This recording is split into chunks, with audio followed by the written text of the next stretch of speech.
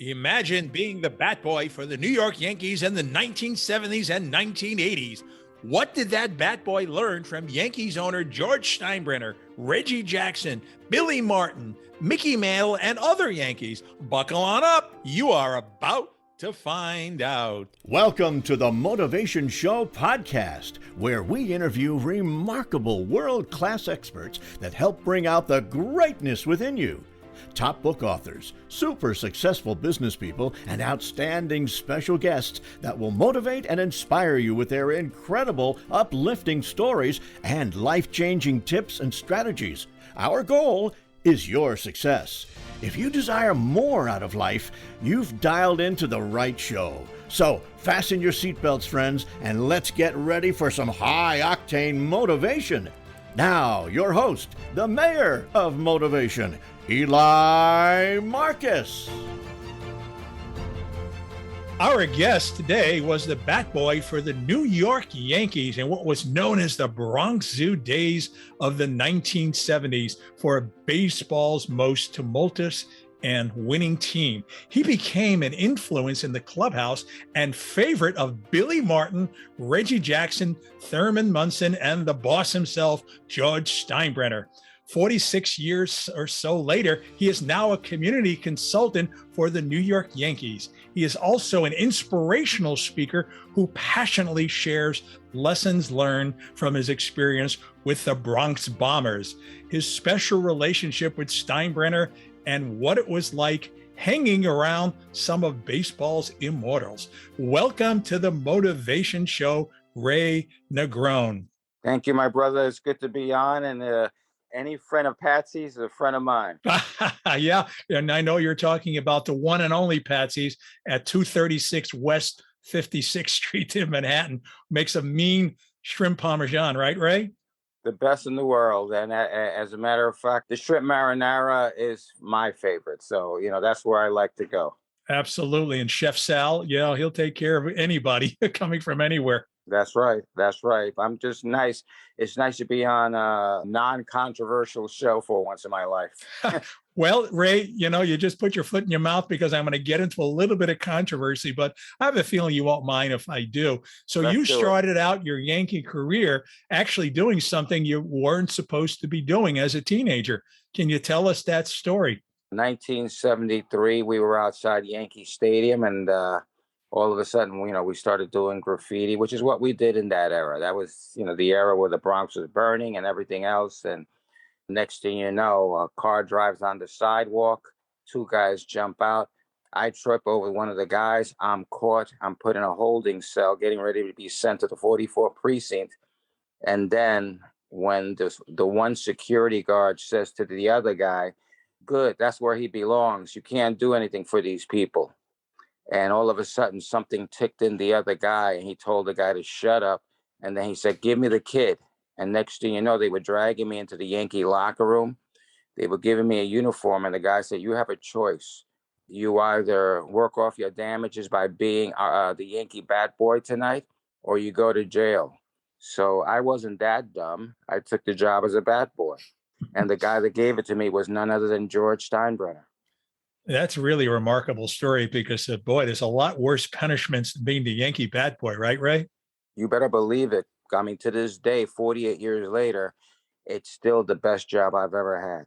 So how else did it start with the Yankees? What are one of your favorite Yankee stories from back then? There are too many. All I can say is that the first day that I was in the Yankee locker room, we had a player by the name of Ron Bloomberg. And he knew what had happened. First designated hitter. That's right. And he looked at me, and he was always a jokester. And so he started screaming in the clubhouse, "Hide your bats, hide your gloves. This guy's going to steal everything," And next thing you know, we came over. He said, "Sorry, this is how we kid around in the clubhouse."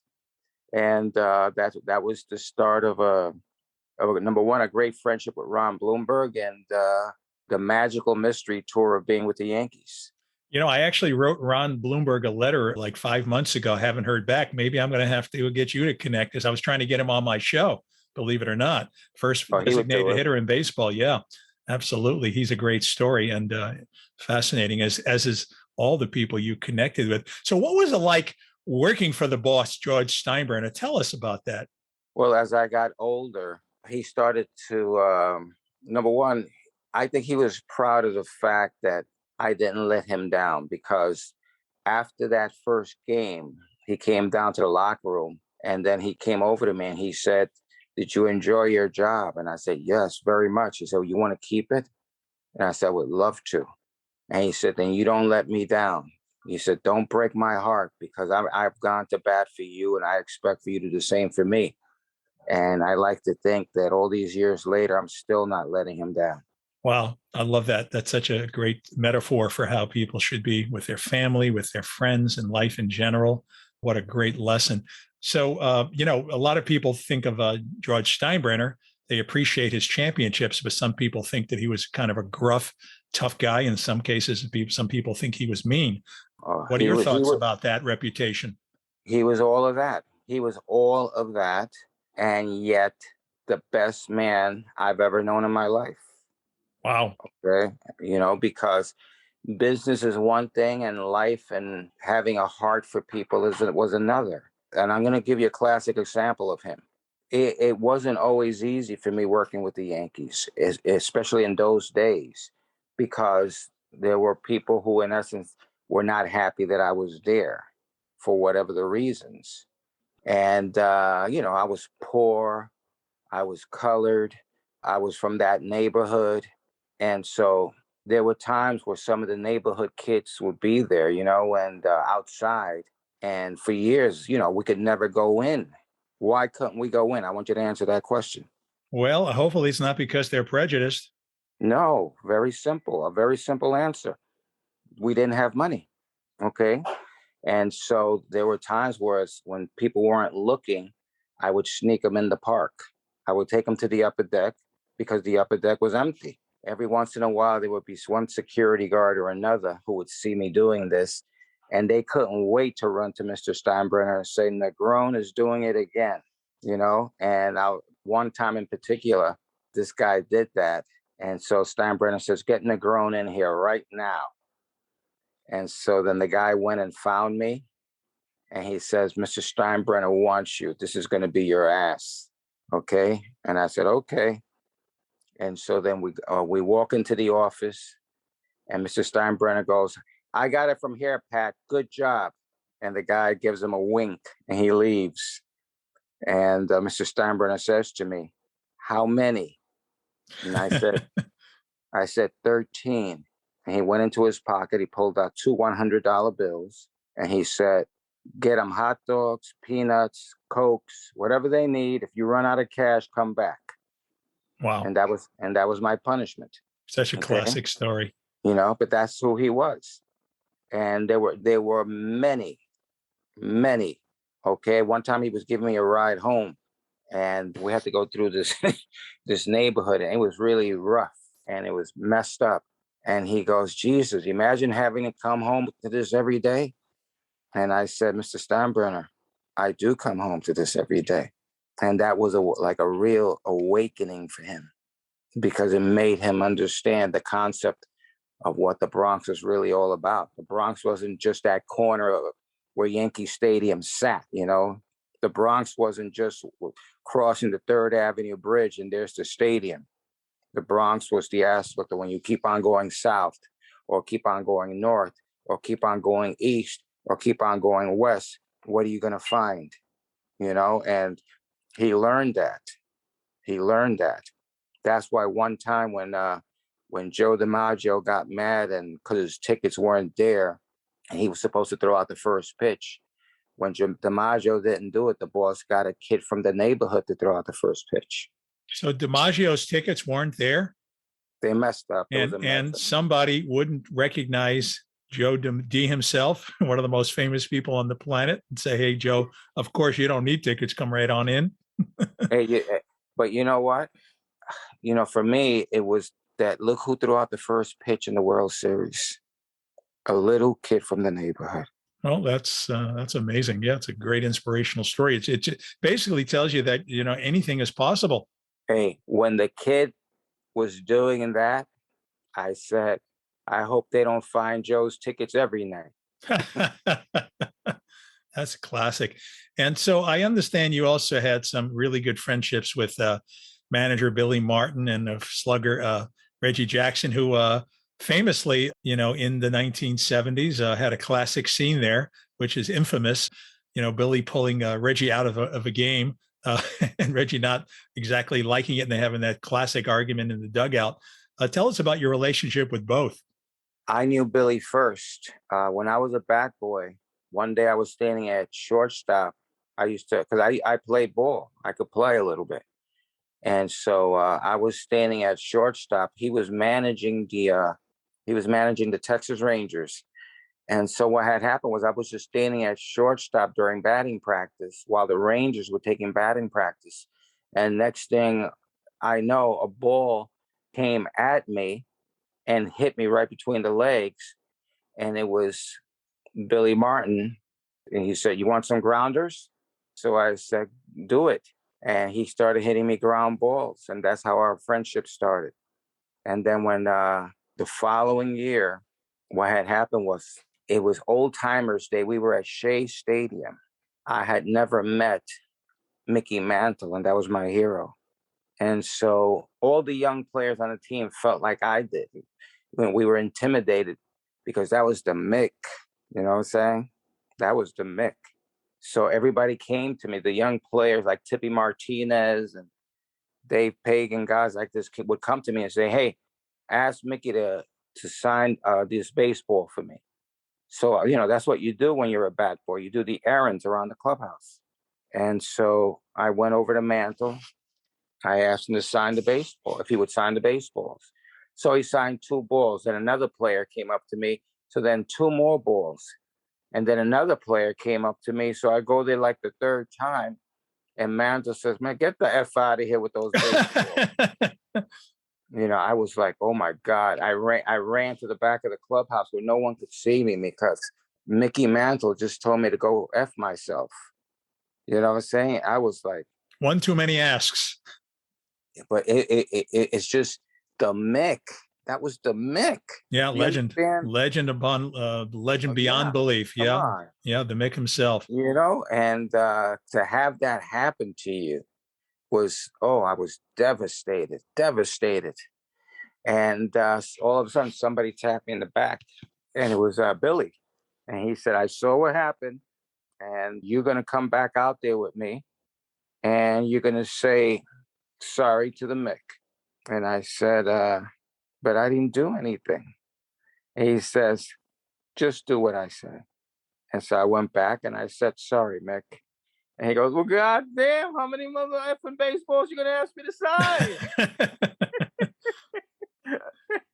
And so after that, like he saw that I was with Billy and Billy was his leader and Billy was his Sinatra. You understand what I'm saying? Yeah. And so after that, me and Mantle had a, very nice relationship. And I was proud of it. I mean, I didn't use common sense because I was intimidated by the aspect, number one, of the making of the players asking me to do that. What was I going to do? I was caught in the middle. But you know what? That really like started my true friendship with Billy Martin. And then when he became the Yankee manager, like I was a son to him. It's a great story. And you had another great story where you were called into an office where Billy Martin and Judge Steinbrenner were in the office. You want to tell us a little bit about that? Which one? I mean, Well, that happened. it was about a lot. Reggie Jackson, or at least you thought it was. And then Billy Martin gave you a lesson about that. Let me just say that happened a lot. Okay, I would be called in during that time because Billy knew that him and Reggie talking things out always didn't work. And so he would call me in the office all the time and say, would you tell the big guy A, B, and C? Things like that would happen. One time, what you're talking about was the very first time Pete Sheehy said, "The boss and Billy want you." And so I go in the office and Mr. Steinbrenner said, "I see you have a good relationship with Reggie." And so then I looked at Billy and I said, why do you want me to stop? And Billy goes, no, no, no, no. I see how he is with you. So, hey, you treat a man the way they treat you. I can't stand the son of a, you know what, but I see how he is with you. So, if that's going to help our team, then you continue to be his friend, but be his friend because he's good to you. If I ever find out that you unfriend him because of your relationship with me, then we can't be friends because I couldn't trust you. And that was a very valuable lesson. I love that story because, he didn't throw Reggie under the bus. He actually was making sure that his relationship with Reggie didn't get in the way of your relationship with Reggie. That speaks a lot. That's just such a great lesson. The thing that I loved about it was the fact I get emotional. So excuse me.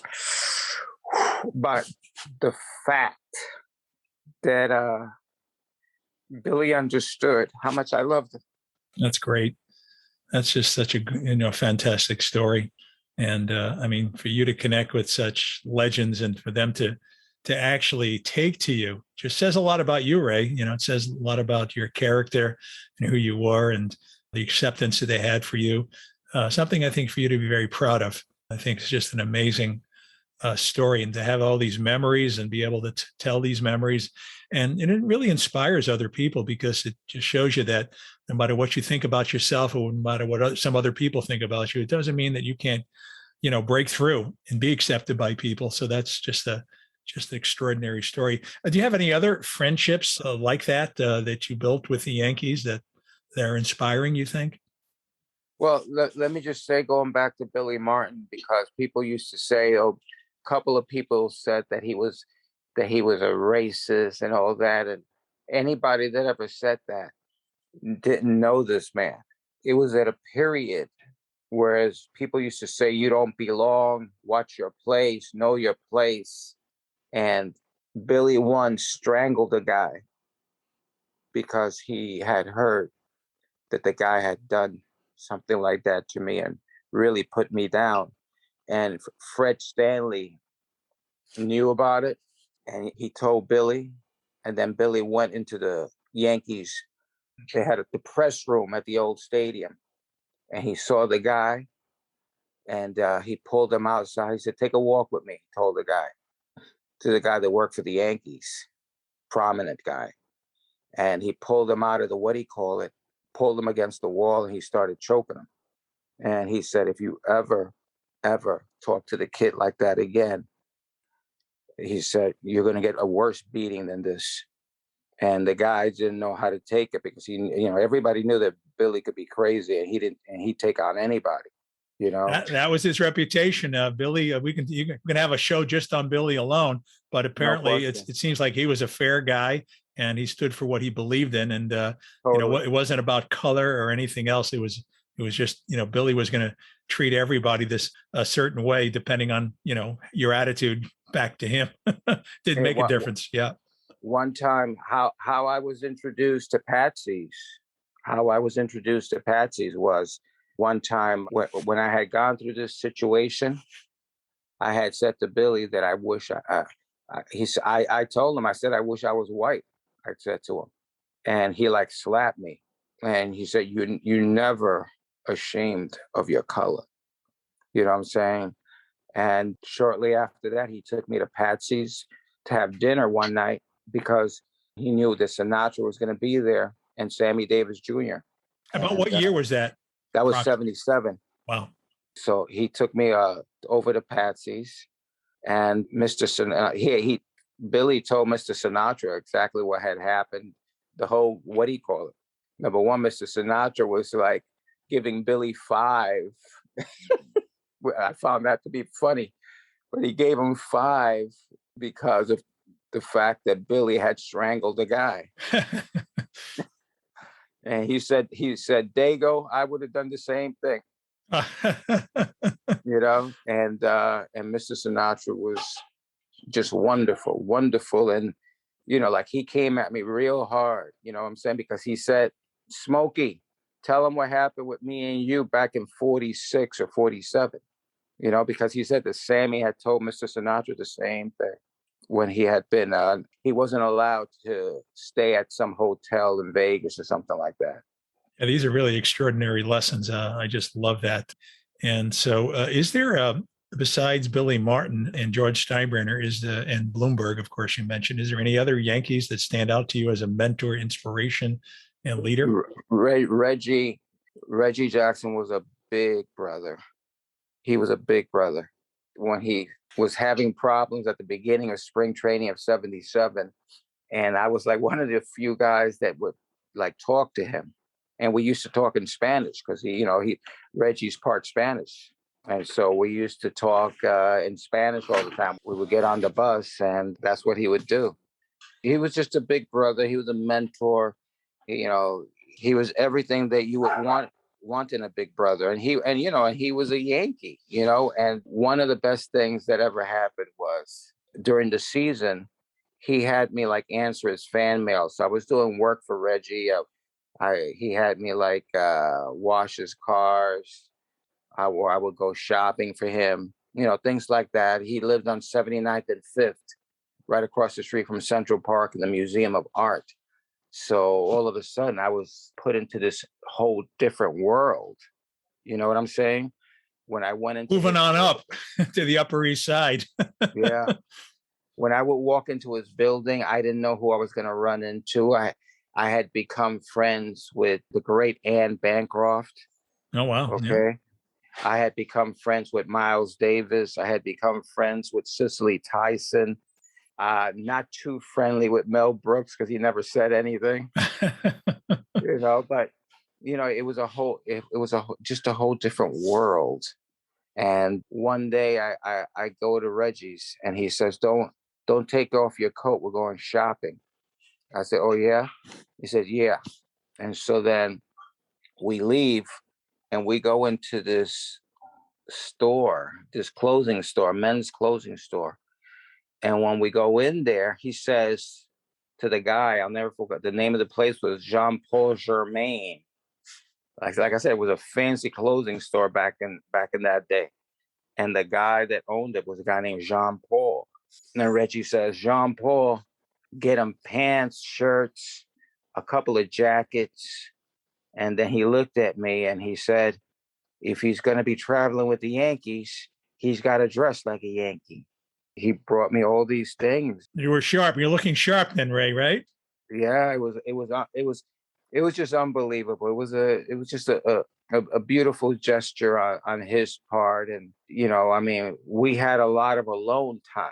So in the process of those alone periods, we talked a lot, and he taught me a lot about life and why he was the way he was and why he had to be mean in his own way, but yet he could be great another way. There were times when we would be going up to Yankee Stadium and we would just stop at a hospital and he would go visit kids. You know what I'm saying? And no cameras. If someone had called and said there's a kid because of this, or there's he would write it down and that would be it. And then all of a sudden, next thing you know, we're stopping someplace to visit some kid. And Reggie did that. And what the incredible thing about it was that I had a great relationship with Thurman Munson like that. You know what I'm saying? The captain. Whenever I would walk into the locker room, as soon as I would walk into the locker room, if Thurman was there before me, he would look up, we would get eye contact, and then he would put two fingers up and he would scream out, Ray, 2 cheesies. And that meant that I had to run to the McDonald's across the street from the stadium. You know that McDonald's? Yeah, that's still there. Yeah. It's still there. And I would run, haul ass through center field, over through the center field gate, across the street. As soon as I would be walking into the McDonald's, the guy knew what I wanted. He would be putting me in the package. He would just throw it at me, because he knew they were from Munson, and I run back. Well, Thurman also had a reputation of a no-nonsense kind of tough guy, and man's man. Tell us a little bit about that reputation and about how you See saw that? your relationship with him and other ball players' relationship with him. Well, because and it wasn't that number one, nobody called him captain. Okay, he didn't want to be called captain. Okay, it just didn't happen. And if you called him captain, he would say, "What's with that captain shit?" You know what I'm saying? And he didn't. You would stop right there because he gave you the look. He had a look, and you said, "You don't cross that." And Thurman was every bit that tough. He knew how to handle himself. And there again, I had my alone time with him. And my alone time was when I would be driving him to Teterboro Airport. Or sometimes we would be like in Boston, and I would drive up to Boston. And then from Boston, I would drive him to Teterboro. Okay. And then he would get on his plane and go home. How about that? Yeah, great. And those rides, because I usually had a friend of mine who was also a bat boy, and two Puerto Rican guys, okay, and Thurman Munson, all right, and it was the best, and it was the best, and I remember one time we were driving, and my friend goes, Thurman had just had his son, okay, his baby boy. The other bat boy goes, hey, Thurman, did you name the baby Thurman? And he goes, no. And I started laughing. And Thurman goes, and I didn't name him Juan either.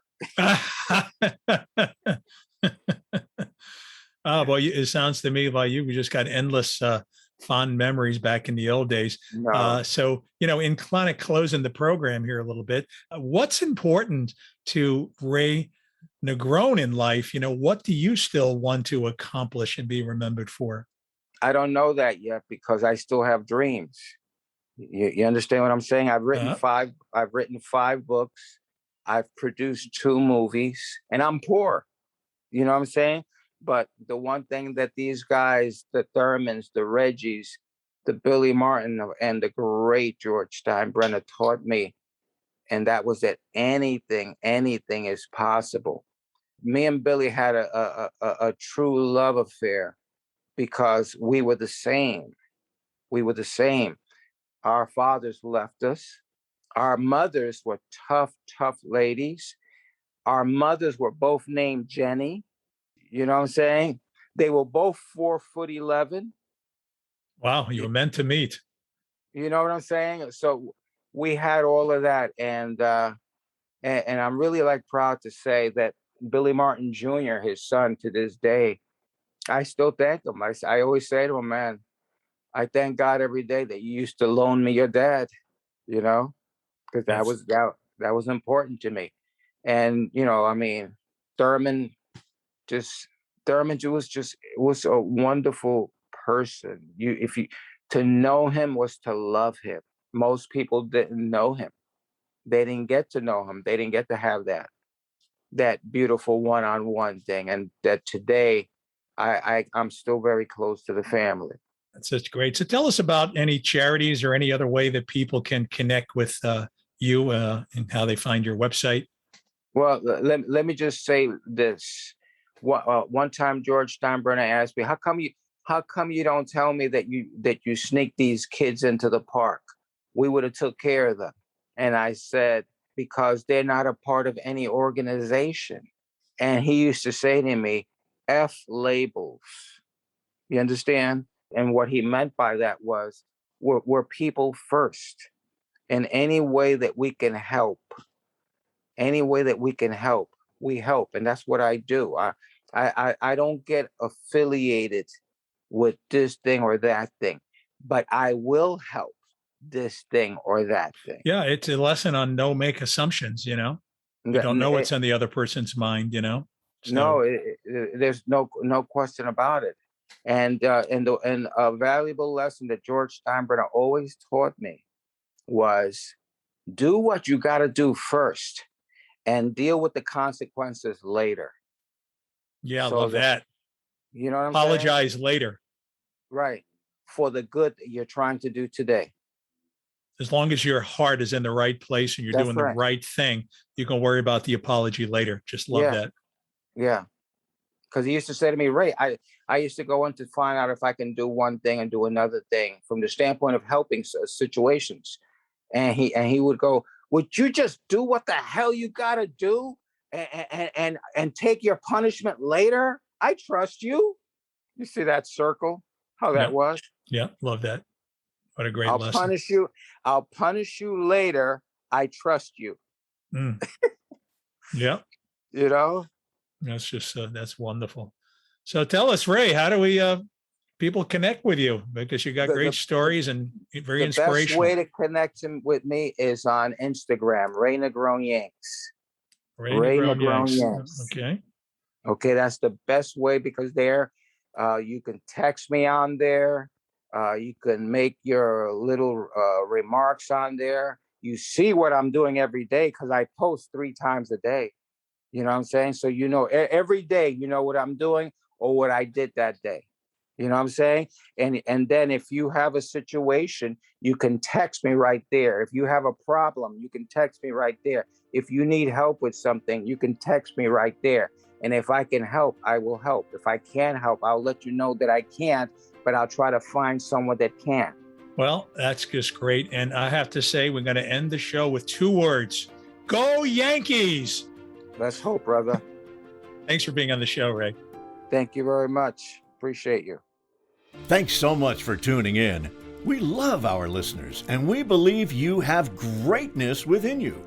If you like The Motivation Show, we appreciate you subscribing, rating, and reviewing us. Check out EliMarcusSuccess.com to hear more inspiring shows and to read our motivational blog. That's EliMarcusSuccess.com.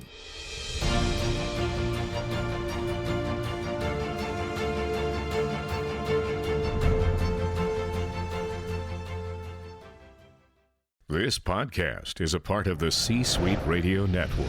For more top business podcasts, visit c-suiteradio.com.